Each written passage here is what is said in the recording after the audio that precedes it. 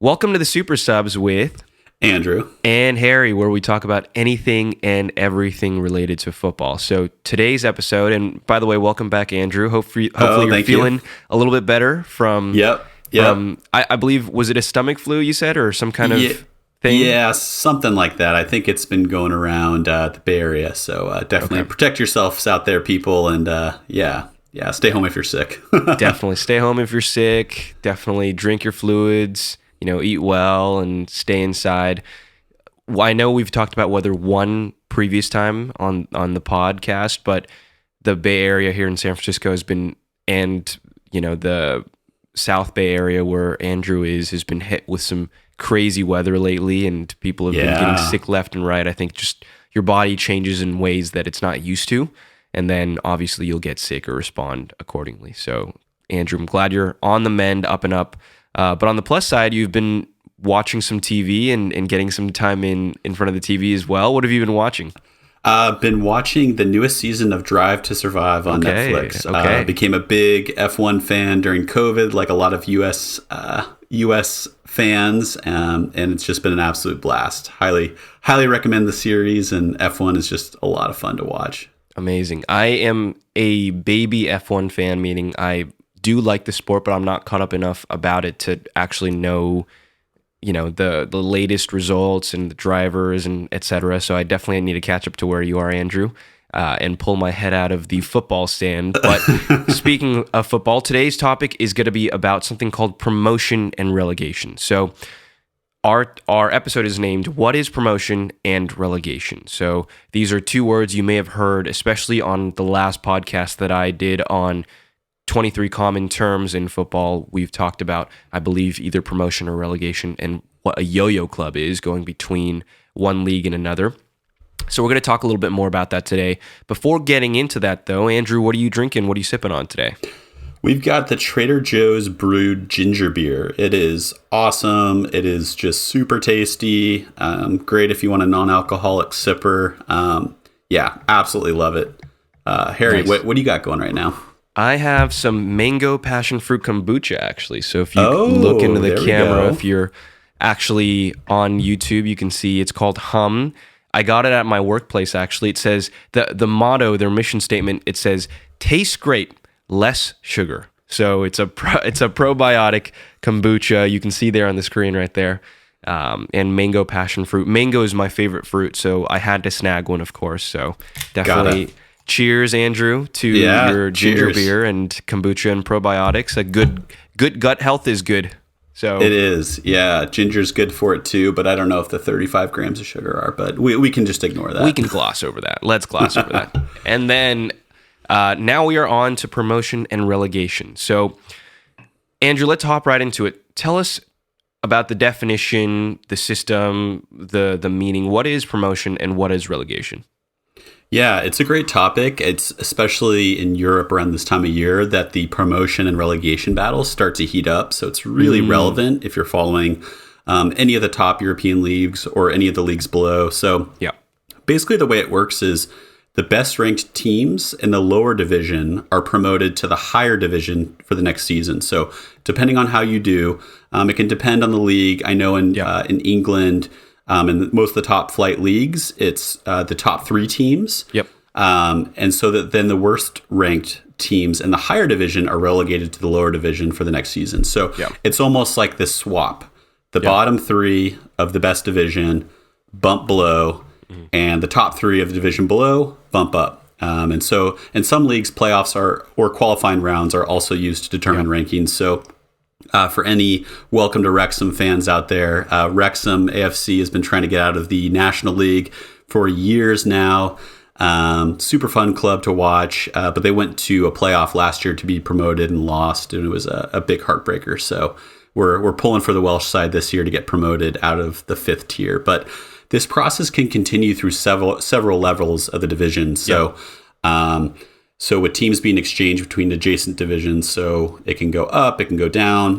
During the season, teams that are high enough in the league table that would qualify for promotion are sometimes said to be in the promotion zone. So, you know, they're on the cusp. They're about ready to bump up. That's a really exciting time. And Subsequently, on the other end, teams that are in the bottom are said to be in the relegation zone. So right now we've got a pretty heated relegation zone in the Premier League, the top league in England, where you've got teams like Southampton, Everton, Leeds, a lot of teams that are trying to battle to stay out of that. And, ultimately they want to get out of the reg zone or the drop zone, facing the drop. Those are a couple terms that we use. Yeah. So, I mean, for Americans, this is kind of a newer kind of concept. Harry, what are we running with right now in the States and other countries? Yeah, so the U.S. and also some sports leagues or sports in Australia, Canada, Singapore, very similar to the U.S., used what's called a closed model. So the open model and closed model are two different models of sports leagues, where the open model is what Andrew was talking about. You can get relegated from one higher league to a lower league, and you have several tiers of leagues that are in one sport. And subsequently, you can also get promoted from a lower league to a higher league all the way up, what's called the sports ladder or the league ladder. In American sports, usually, and you can take most, if not all, American sports as an example, it's called a closed model, and it's called a franchised model. So there are a set number of teams, maybe in some divisions like the Eastern Division or the Western Division, or there's all kinds of different mini leagues or subsequent branches within this greater sports league that are set teams that always exist within the league. So whether you do super poorly one year or you do super well another year, you're always in the same league. There's no, I would say, punishment if you do poorly, or no high reward if you do well. I mean, there's obviously going to be sponsorships and opportunities for teams that do a little bit better, and certain players may stand out. But in terms of doing poorly in a league like that, for example, there are sports in the U.S. that follow a draft system. So that can be pretty helpful. Right, out of college or out of certain places, that there's players that get drafted from college. We have a collegiate system here in the U.S. that is heavy into sports, and you can get drafted from college into a professional sports team. And if you're not doing so well, in fact, if you're last one season as a sports team, you could get the first draft pick. So you can get the best of the best draft pick for the incoming rookies or the incoming really, really hot college kids that are really hot prospects that you want to add to your team. So it's almost a reward system if you don't do so well. So it is a way of balancing out the performance of certain teams. But I would say what makes promotion and relegation an open system so interesting is that the punishment is much, much greater if you lose and if your form is not good one season, if you just tank one season, because you literally drop to a lower league where you're competing with much lower wages. You don't get as much money. You may lose some sponsorships. You may lose some players because they're not interested in playing in that lower league. It's a very high level of punishment, and it's interesting to see how teams adopt to that. So let's go right into that, into the history of promotion relegation, Andrew. So the first league that really existed in Europe, I would say, is within England. So football really started, I would say, its roots in England and spread to a lot of different countries in Europe, and obviously eventually the US and other parts of the world, South America, etc. But the first official professional leagues actually started in England. And the reason that promotion and relegation was so successful, I would say, is because in England, the landmass of England was a lot easier to travel around. So if, let's say, you started in a very low tier league as a team in England, and you got promoted from, let's say, the fifth tier league, which Wrexham is in right now. Andrew, you gave that example. Let's say you go to the fourth league, the third tier league, the second tier, and then the first tier league. Obviously, you're going to be playing teams all across the country. You're going to be playing teams not just in your, let's say, Northern Ireland division or, Midlands division in England. You're going to be playing teams all across the south of England, the coast of England, the north of England, etc. So you're going to be traveling. But travel in England is not as much of an issue as the US, or maybe these other countries that are huge, like Australia, etc., US, where it sometimes by car could take days to get across the US to play one team to another, which is why in England, this promotion relegation system works well, because no matter who you play, you can always play them usually within the same day and get back home as a team. So it works quite well there. And really, when the Football League was founded in 1888, it was intended to actually be the top league of English football. It wasn't intended to be a rival of what was called the Football Association back then in England. It was supposed to be the top caliber competition. And in order to make sure that it was the top caliber competition, the way that it opened its league was it created it as an open concept. So we talk about open concept leagues and closed concepts leagues as franchises. It made sure that it was an open concept where it naturally elevated the top teams to that league, and then teams that didn't perform so well or lost points season over season would get relegated to other leagues. And Andrew, let's talk a little bit more. How did the other tiers in England start to form? So we have the Football League, which was founded in 1888 as the top division of English football. How do we get the other divisions of English football then to get that tiered system? Yeah, it's a good question. So actually in 1889, there was a rival league that formed called interesting. Yeah, the Football Alliance. So when the two merged in 1892, so a couple of years later, they weren't really on equal terms. I mean, it makes sense. They were two different leagues.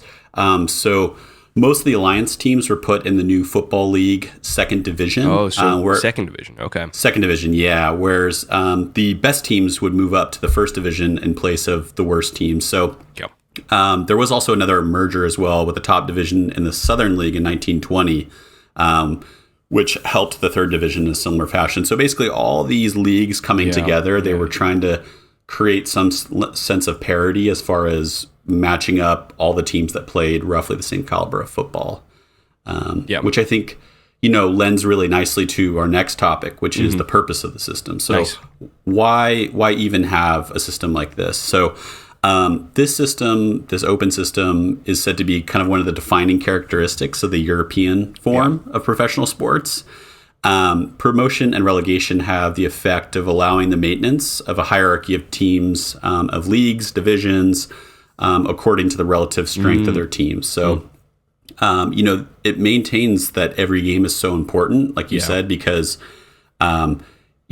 low-ranked teams really need to perform well, and it really ups the caliber at the end of the season, especially as they get close to the drop zone. And teams in lower leagues are then incentivized to play better, and it really creates this great sense of competition and parity. So, it's pretty stark, though, when you think about like the final games of low-ranked U.S. or Canadian teams, because like you said, there's not really a huge purpose. I mean, if anything, you want to tank, right? Yeah, because you want better draft picks and hopefully rebound the next year. So losing might not be as consequential as losing in one of the open European leagues, where it comes with so much, gravity. One of those big things you mentioned, and Harry, if you want to go into a little bit more detail, but thinking about this open system, I mean, what does that mean for the finances of a team and the monetary value? Yeah. It has a lot to do with the finances and monetary value of a team. So really, if a team actually drops divisions from one division to another, so let's take a team in the Premier League. So this season, there's a few teams that have not been doing so well. So if you know the English Premier League, there's teams like Everton, Southampton, even Bournemouth. Bournemouth are doing a little bit better, but there's teams like Leeds. There's a few other teams that are not doing so well that could get relegated. And when you get relegated from one tier to another, so from the Premier League to the Championship, you get automatically a lot less TV sponsorship money, because if you're in the top tier, your desirability to be watched on TV skyrockets, because you're shown in the top channels, you're shown in the segments that people watch the most, and you're in the most desired league to be watched in, and you're playing against the best teams. So if you go down a league, then you're playing against teams that are not as well known, and thus you get less money. Once you get less money, and as sad as it is to say, the world does run a little bit on money, right? So if you get less money as a team, how do you pay these high caliber players? Yep. You can't. So these players go find other teams or other homes, et cetera. So they get transferred out. Or you can't pay your debt, or you can't pay your manager, or you can't pay the staff, and then your wage bill, which is the actual amount of money that is on the books to pay the salaries of your players, maybe you can't pay that off as well because you owe them more money than you actually have. And then thus there's just all kinds of complications that come with actually being relegated and going down a league. So Andrew, it's an interesting point because as Americans, if you watch, like you said, if you watch the dying embers or dying flames of a few league games of a team that you know are not going to do well or going to place last in their league position in the league, it's throwaway games. They don't care anymore. Yeah. But it's interesting because just last season, or maybe the season before last, Everton were fighting to stay out of the relegation zone in the Premier League, and they actually cheered. It was Leeds and Everton who celebrated every game like it was their last, and it could have been their last in the Premier League for the upcoming season, which is why I think personally it's so exciting, this relegation promotion system, because you're fighting not to get relegated, but also at the same time there's teams that are fighting to get promoted for maybe the first time to the Premier League. That comes with money, comes with accolades, comes with amazing things. So I think it's a very exciting system. Andrew, let's talk about pretty much promotion. What requirements does a team have to fulfill in order to get promoted from one league to another? Are there certain requirements that we have to think about as fans to understand how a team would get promoted? Yeah, so it's pretty interesting because it's not just about the quality of the football. Like, yes, the team has to be performing. They have to earn their spot, but there's a lot of other things that come into play. There are a lot of non-playing conditions that need to be met for a lot of leagues. Like, is there financial solvency? How is the team doing financially? What is the stadium capacity? I mean, a lot of these teams, I mean, it's like the parity is huge between like a place like the Vitality Stadium that AFC Bournemouth plays at versus like Manchester United's Old Trafford. Just like the capacity 74K exactly versus is just huge. So oftentimes, unfortunately, if some of these teams can't meet these requirements that the upper echelon leagues want to see, lower teams will jump them. And, that's an unfortunate thing. But, ultimately, when you're hosting the top flight games, you need to be able to host in a way that's safe, in a way that's going to be financially viable, and produce the best quality football that you can. But yeah, I mean, ultimately, the primary purpose of promotion and relegation is to maintain a competitive balance. So the hope is that you get this infusion of new teams that have been promoted, and on the other side as well, maybe it can bolster the quality of the league below as well if you've got some Premier League teams going down to the Championship. And it's interesting to note too that relegation can actually be used as a disciplinary tool in some cases. So there was a case recently that was pretty publicized in Serie A, in the Italian league, where Juventus, famous football club, was docked 15 points. 15 points, right?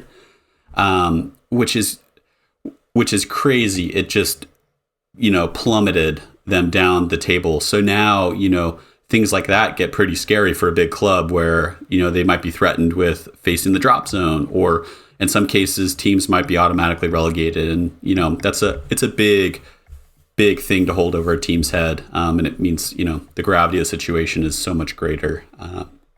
But on for some lighter news, let's talk about some promotion relegation fun facts. So we did some research before this, and it was pretty interesting. So there's a team in Sweden. Apologies for the Swedes out there. Dalkurd FF. Hey, I'll take it. Yeah. So they've had 5 promotions from 2005 to 2009. So they rose from Division 6 all the way to Division 2. That's insane. Talk about astronomical rises. I don't know if they had just some stud players, better coaches, cash infusion. Who knows? Maybe some wealthy American owners. Could be. Yeah, that like to spill cash. Another Todd Boehly, huh? Yeah. Todd Boehly, Ryan Reynolds. Bod Tolley, Bod Tolley, yeah. So, Harry, I think there's some teams out there that have pretty poor relegation.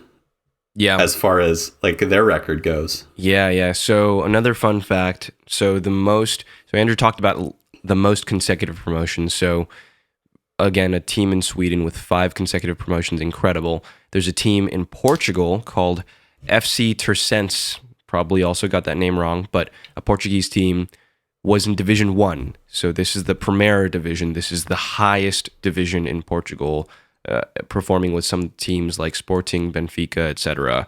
in the highest tier league. They got relegated 4 times in a row. Oh my gosh, 1995 to 1999, Division 1 to Division 4. So it's insane how far these teams can drop if something goes wrong. And obviously, Andrew and I haven't done any research into the conditions of why these clubs dropped so far or rose so far in the tiers. But if you look in the history of those teams, I'm going to predict that there was a coach, there was a coaching philosophy that was a change, there was probably some money that was changed, there was maybe a loss in some important players or gain in some important players. There's so many things that have to work together in tandem harmoniously to get a team to perform as well as it does, or a few pieces can just be lost from the puzzle in order for a team to crash and burn like it does. And then one of the last fun facts that we'll shoot out there before we close the pod out for today is, so myself, I used to be a huge gamer in college. I used to play StarCraft 2 all the time. Oh, I didn't know that. Yeah, there competitively, actually. I was ranked in the top 200 in North America, actually, in college, which just shows how much of a nerd I was. But I've channeled all that nerdness into football now. But in StarCraft, there's something called the ladder system. It's very similar in a lot of esports, League of Legends, etc., where you start out at what's usually called the bronze tier or the bronze league. And in order to progress and get promoted to the next tier league, you have to win X amount of games. And there's an algorithm that places you, if you're in the top 10% or 1% of your league and you consistently get those results for X amount of time, you automatically get promoted to, there's this nice UI that pops up, bling, bling, bling, bling, you've been promoted, but it feels really good and you feel like you've earned it. So I think transitioning to the closing message, and Andrew, I want to hear your thoughts on this as well. What I would say to you as a listener is, when thinking about promotion relegation, this is, I would say, the truest nature of how you can assess the true performance of a team. So if they can keep their status in the top flight, in the top league of a football league in England or Germany or Spain, etc., for years and years and years, no matter how badly their fans might think they're doing, they're still really good. They've kept that status up there. So ball doesn't lie. And also league doesn't lie, So if they're in the Premier League versus if they drop down and down and down, something's wrong. Like the club's in trouble, the players are not doing well, etc. So it's a very true, almost, objective way of looking at how, you look at how good a team is if they're in first, second, third, fourth division, etc. So Andrew, what are your closing thoughts on promotion or relegation? Yeah, definitely pay attention to the different, especially European leagues, as we get towards the end of the seasons here. Actually, some of the worst teams, their games end up being the most exciting because they have it all to play for. I mean, the top teams do as well with regards to placing first and Champions League spots and stuff like that. But definitely keep an eye on that. It's bound to be exciting. It comes down often to the last game day, and it is incredible. Amazing. Well, thank you for listening as the listener. We hope you enjoyed that podcast. It was a fairly short one, but it was short and sweet. And if you're watching on YouTube, definitely give us a like. If you're listening on Spotify, Apple Music, or any other podcast system, definitely give us a review or a rating or a thumbs up, etc., what have you, or follow us on the socials.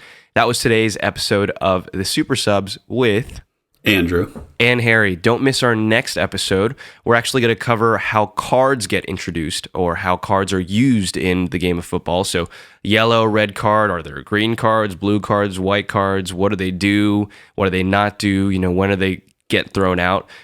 Can players go into refs' pockets and hand them a card? I've seen it done on YouTube highlights. That's definitely not possible, but a player's done it before. But definitely don't miss that one to learn all about cards. But until next time, subbing out for now. Catch you on the next one.